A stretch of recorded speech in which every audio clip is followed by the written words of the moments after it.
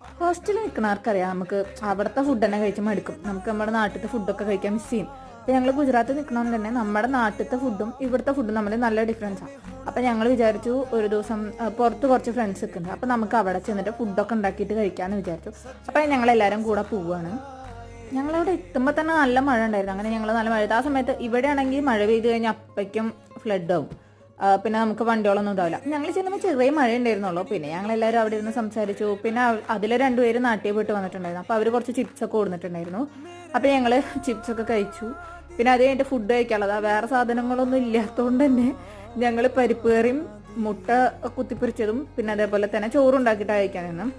നമ്മുടെ നാട്ടിലെ അരി കണ്ടപ്പോൾ തന്നെ ഭയങ്കര സന്തോഷമായി. പിന്നെ ഉള്ളതുകൊണ്ട് ഓണം പോലെ എന്ന് പറഞ്ഞ പോലെ എല്ലാവരും കൂടെ ഉള്ളത് നന്നായി അടിപൊളിയായിട്ട് ഹാപ്പി ആയിട്ടിരുന്ന് കഴിച്ചു. പിന്നെ അത് കഴിഞ്ഞ് ഞങ്ങൾ തിരിച്ചു വരുമ്പോഴും നല്ല മഴയൊക്കെ ഉണ്ടായിരുന്നു. പിന്നെ മഴയത്ത് ഞങ്ങൾ വന്ന് കോളേജിലെത്തി. ആ ഡേ ഞങ്ങളങ്ങനെ നന്നായിട്ട് എൻജോയ് ചെയ്തു. ബൈ.